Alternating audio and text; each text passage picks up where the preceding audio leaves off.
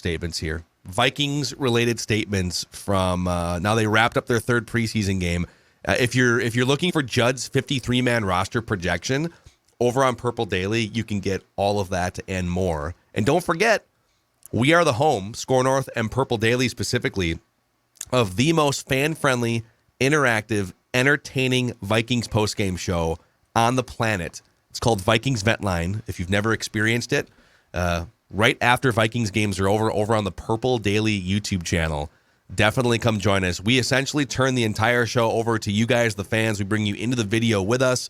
You can always find it on demand in podcast form on the Purple Daily podcast feed, but we are less than 2 weeks away from the 2022 debut of postgame Vikings Vent Line. So join the party if you have yet to do so, starting after the Vikings-Packers game. But let's start over with Judd. Why don't you lead us off with Viking statements?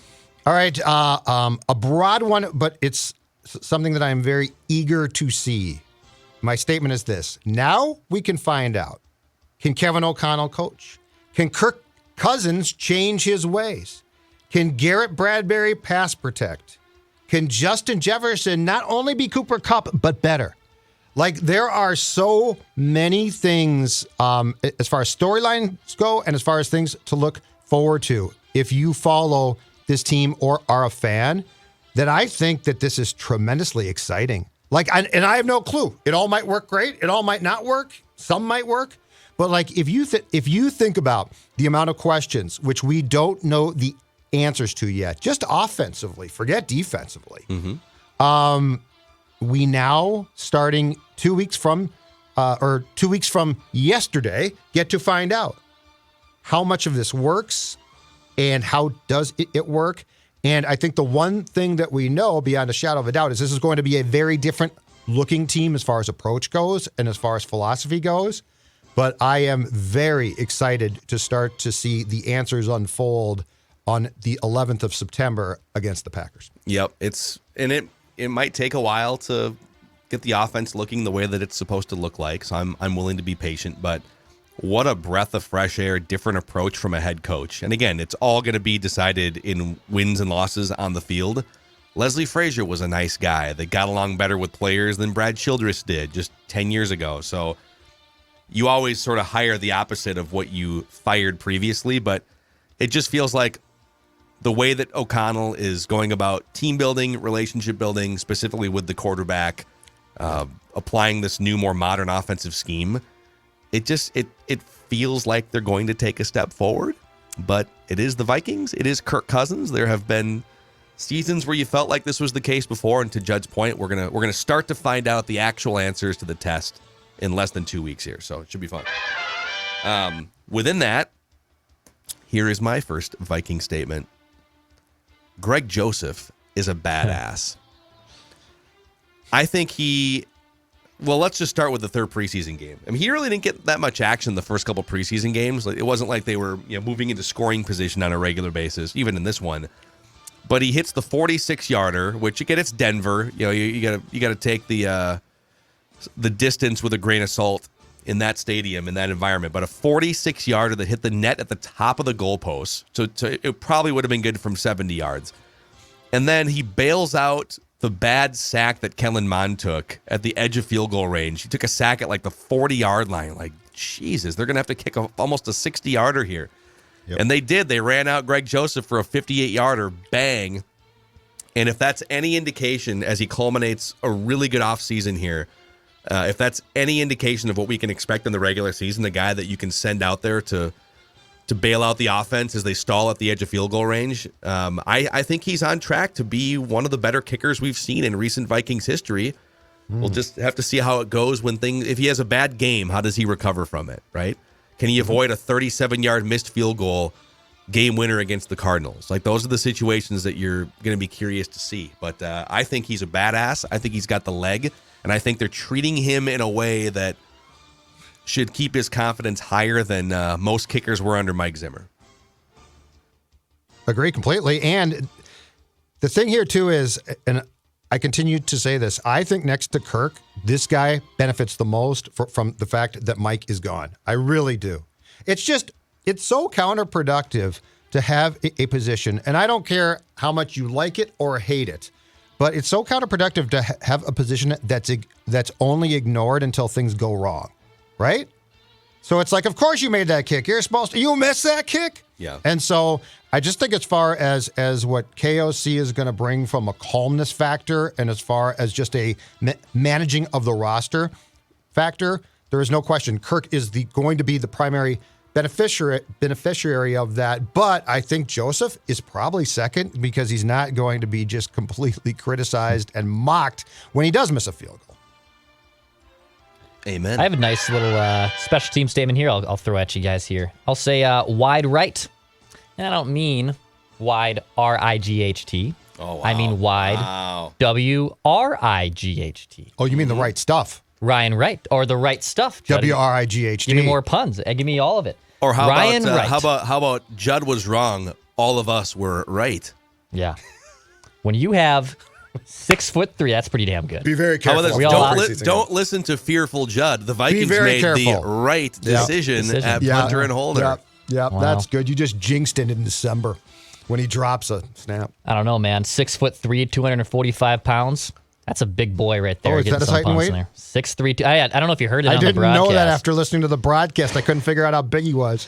6'3", 245 pounds. I mean, how many preseason finales do we have where we have the kicker, a Vikings coach praising both the kicker and the punter? And even with Jordan Berry's cut maybe being a bit of a surprise, because I thought we were going to have a punt off. I thought that was going to be our 1A topic against the Broncos in the preseason finale. Ryan Wright, big guy punter. He's got the hold down. Greg Joseph has been nails. And also, I love me a fake punt. The idea of a fake punt gets me super excited. It's a random football play. You only get maybe a couple plays of a fake punt for your team a year. Amen. I trust Ryan Wright to potentially either throw one a little bit, or barrel his way through. Yeah. Give him a little power run, 245 pounds. You're not tackling that guy. Former high school quarterback. Oh, was he? Former high school quarterback. I'm going to tell you right now, there's trick plays coming. Absolutely. So he can throw, he can kick. Mm-hmm. He because of his size and weight, he can probably just kind of barrel into the line of scrimmage for 2 or 3 yards. Yes, sir. Amazing. So yeah, wide right. I did some digging too, just going through the Vikings roster. This is how many guys as of right now are on the roster? Like 83, 80? I think it's like 78. 78? Yeah, if they cut another one today. Right now. Somewhere in there. Yeah. So his listed weight is heavier than 45 other players on the Vikings roster, including Irv Smith Jr., Jordan Hicks, and Eric Kendricks. And he looks, and he looks like a big guy too. Like it's not like, oh man, he weighs that much. He looks thin. Like that dude likes to eat, and it's awesome. Is he going to keep the number 66? He can't. I guess they do have rules against that. So he's going to have to change it. You can wear it in preseason, but you can't wear it in the regular season. You can wear it in preseason, and like they've waived a bunch of rules where there was a time where receivers had to wear certain digits and running backs, cornerbacks. They've changed those, but they were talking on the telecast, and I heard this somewhere else as well, that he can't wear 66. Did you guys see also, this guy's name came up in our pecking order yesterday? Do you know Mike Harris, the former Vikings lineman, has a new job? Yes. With like the Vikings. I think it's with the Vikings. It's I don't know league. if is it the NFL? It's the league. He is a home team uniform inspector. Which is what Greg Coleman was. That's what previously. Greg Coleman used to do. Yeah. Yeah. So he's now doing this as well. So Mike Harris, who was on our pecking order just a week or two ago, is now apparently working for the league. That would be. It's like when you get into, you want to be a police officer, and they say, "All right, we don't have any of those jobs, but you're going to be a traffic meter checker instead." The crossing guard. I appreciate it. Crossing. No. It's not crossing guard. It's it is a meter Paul police Blart. officer, because your whole day is trying to screw people. You're not a crossing guard. You're trying to help people not get killed at intersections. Actually, appreciate a crossing guard. Your whole job, you're literally going up and down the street trying to screw people's day. I see your point. That is what you are in the NFL. And by the way, Greg Coleman, who's a wonderful human being, I have known Greg Coleman going back to K-Fan days like 15, 20 years ago. But Greg Coleman, I mean, what a snake-like job, right? Going around before the game and shaking hands with players while you look down at their socks. Oh, how you doing there, Guy? Great to see you, Jarek McKinnon. Let me just take one quick look at your socks down there. And then talking to him, though, also on the sideline for the broadcast. That's the, I'd be like, Greg, I don't want to talk to you if you're going to. And I think it was Antoine Winfield one year got fined like every game because his socks weren't pulled up right. Yeah. Twan, that's a great tackle. Great tackle. Is your towel tucked in the right place there? It doesn't look I'm with like you it on this. is. I hate that job. I hate that job. I mean, it's just a tattletale. I know. That's what I'm saying. You're not doing this right. You tell me Your Mike uniform's Harris not can't right. find some other job in football? There's not any other job. There's not a coaches high college school. offensive line job. So he coaches high school and tattles He on coaches players. something else. Yeah, I'm with you on this. I absolutely hate that. Ridiculous. Okay. Are we back to me now? Okay. I don't Next remember. statement. I got lost. I stand for Ty Chandler All right. and semicolon or comma, and I was right all those weeks ago. The Buzz Factory right here. Buzz Factory.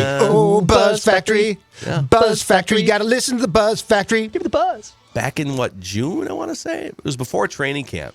We floated the notion on this show that, boy, they really like Ty Chandler. There's some good reports coming out about Chandler and the OTAs, the mini camps. And you start watching him at practice, and we said, boy, Alex Mattison took a step back last year, yards per carry, different things, and he has 1 year left on his contract. You're not going to re-sign him because you're already paying Dalvin Cook and you drafted Ty Chandler.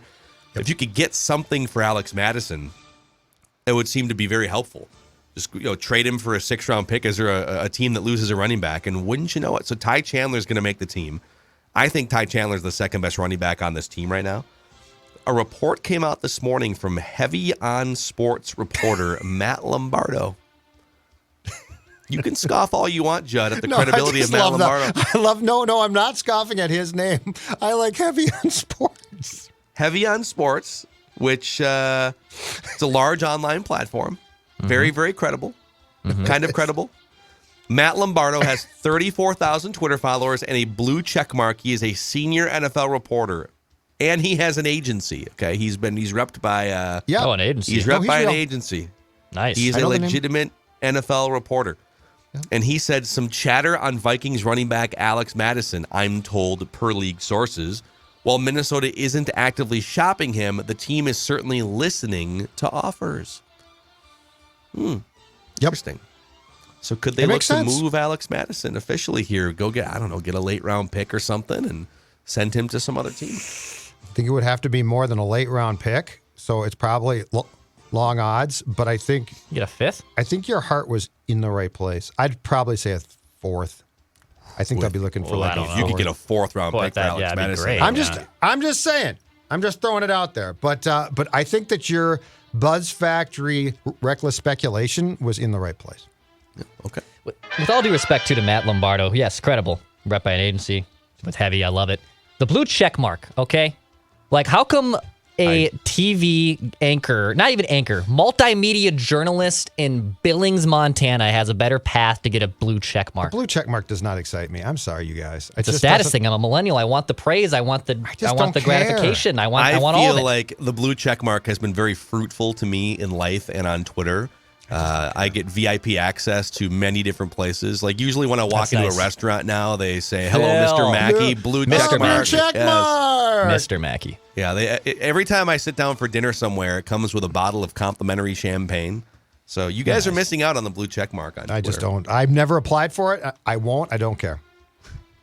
I think the Strib made their people apply for it like 4 years back, or they applied for them or something. Well, when you're a credible newspaper, you definitely want the you blue definitely check want mark that. credibility. When you're the Buzz Factory and you are just slinging I just reckless don't give a speculation, Yeah, you're right. you don't want to be bogged down by that. Good All point. right. Any other Viking statements from you guys? I Yeah, got- one more from me too. My statement Go would ahead. be give me all the skill position players. Give me all the skill position type of players. So to Phil's point about Ty Chandler, to maximize all your skill position guys, making maybe Alexander Mass becomes expendable, but using as many running backs and wide receivers in Kevin O'Connell's system, I think is the better. Look, they have great wide receiver depth. Even if they lost a Thielen and if they lost a Jefferson, I think it would be problematic. But I love the depth behind them. I still think Amir Smith-Marset has an opportunity to grow. I want all the skill position players possible on this roster under Kevin O'Connell, not just for insurance sake in case someone gets injured or anything, but I just like the idea of maximizing your offense with numerous skill position guys. I want to see how they're using Wes Phillips and Kevin O'Connell's offense. Let's get it. Lot of 3 receiver sets. That's what you're going to see. Yes, the most. But the Rams ran the most. I don't know if it was statistically the most 3 receiver sets, but it was the most 11 personnel. Yep. In the entire league last year. Do not sweat the tight end. That's my. If Irv Smith can play, that's awesome. That's great. He could be really good, but don't sweat it. It's not this. This ain't the old days, folks. This ain't the Zim Kubiak. We gotta have a tight end. If we don't have a tight end, we're gonna be dead. We gotta run the ball more. Those days are done. I've got one more statement. Okay. I've got one more statement, and my statement is going to enter a territory that nobody has entered yet as far as possible position flip. That's right, because the Buzz Factory, a change at a position. The Buzz Factory is all about what? Being ahead of the curve. But before I do, I want to talk about my friends at Spiral Light Candles, because the football season is just about here. And you know what that means? That means sweating out victories. That means that you are intense the entire day. That means that you're getting up from the couch, jumping up. You might be dropping an expletive, which I don't applaud, but what the heck. But Spiral Light, you know what they do? They calm you down. The aroma, the scent is fantastic.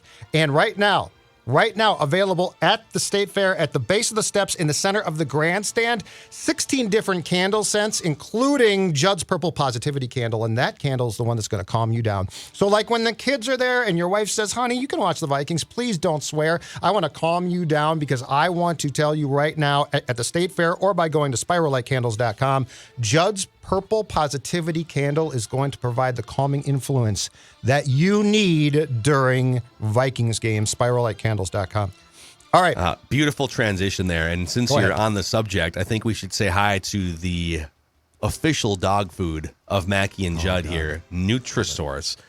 So Nutrisource chicken and rice is the food of Maya the monster, as we call her. I know that your little gal Stella and her friend Ryder are very excited about the Nutrisource treats, which people can find nationally, even worldwide, or of course based in Minnesota, which is where this third generation company operates from. NutrisourcePetFoods.com to find a retailer near you that makes you smile like Maya is on this video on the YouTube channel. Look at the ears too. Man, is that food popular in my house right now. Woohoo! The dog loves the food. It's fantastic. Sometimes I'll pour some almond milk on it and eat it myself. Maybe I'm not quite, but at some point. I'm not joking. I'm not joking. I will say this again. The snacks smell delicious. They do. I know. I mean, it sounds really weird, but the snack. I'm not joking. You ever smell your fingers after? Okay, let's stop right there. Okay, let's stop right there. NutrisourcePetFoods.com. Go ahead. Okay, my statement on the Vikings to further a storyline that I think is going to come up fairly quickly once the regular season starts. My statement is this. There's one big question. That is, what is the pressure on Cam Bynum, who is definitely going to start at the safety opposite Harrison Smith, considering Lewis Cine, once I think he was out with a knee problem on Saturday, but once he's back, okay? Like, I don't think that this is, and Bynum's impressed and he deserves the job. So this is not a slight against Bynum, but it is saying Cine is a first-round pick. And I think there's upside there. And I do think that there are going to be ways to get creative to potentially use him at times in 3 safety sets. But beyond that, I mean, Cam Bynum, if one guy's play is going to be dissected because there is a guy behind him chomping at the bit to play, it's Cine, right? So I think that's a storyline that the Buzz Factory is going to be keeping a very close eye on as we get going, because there is going to be a clear pressure on Bynum to produce at a pretty consistent and high level, because Cine is going to be right there to take his job if that does not happen. So, how will it work? Because I think Bynum's a really good player. And I think in a perfect world, whenever you say goodbye to Harrison Smith, and maybe that's after this year, I don't know, he's getting up there. I think Bynum is a starter for you for multiple years, but let's say Bynum plays great and Harrison Smith plays great. How many snaps per game in different packages can they find for Lewis Cine? Is there a different Can he drop down and play some linebacker? Is he a guy that you can put in coverage in different, if there's a dime personnel package out there? I guess if Bynum and Smith are both really good and you play 60 defensive snaps in a game, how many times can you really get seen on the field? 10? Yeah, that's the thing. Yes. Because it ain't 50. Probably right? 10 tops, right? Yeah. But that's the point is he a guy that you'd run out there on like punt coverage and stuff? Cine? Yeah. Initially, yes. So you might run him out on special teams just to find some but things for him to do. It's weird because if Bradbury struggles, okay, Schlottman might replace him eventually, but it's not like he's right there. Like, it's not like, well, we've drafted Austin Schlottman high. I think if you look at the logical trickle down of guys that are going to have pressure, Cam Bynum is probably one. And again, that's not that he's not good. Yeah. It's that a first round pick is right there. Yeah. So there you go. Those are your Vikings statements for the week here on Mackie and John. I do have a buffoon of the week for you guys, football related. Of course. Every week we highlight someone in the world of sports that deserves this honor. And this particular person is 71 years old and inexplicably is still just there and hanging around. Pete Carroll is my buffoon wow. Your of guy. the week. So right on the street. I love me some Pete Carroll, but he's 71 years old. The Seahawks are headed into a full-on rebuild in a division with 3 Super Bowl contenders, or at least 3 playoff contenders, but I would argue that the 3 other teams in the NFC West could all easily win 11 or 12 games and make a run. He just lost Russell Wilson to the Broncos, all right? He's left now with Geno Smith and Drew Lock. And here's what he said a few days ago, quote, "I know it's not supposed to be a good situation when you have 2 quarterbacks. It means that you only have one, is the old saying. But I don't know, though. We might have 2 number ones. We'll see what happens."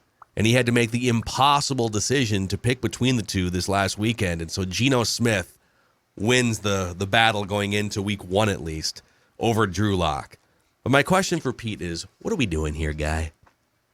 All these TV jobs available. You don't think that guy would get swooped up in 10 seconds to go make $5-10 million a year doing TV, color commentator? I mean, hell, Fox is looking for a number 1 guy. Tom Brady's not there yet. Some of the guys that are being hired to Amazon and these different networks.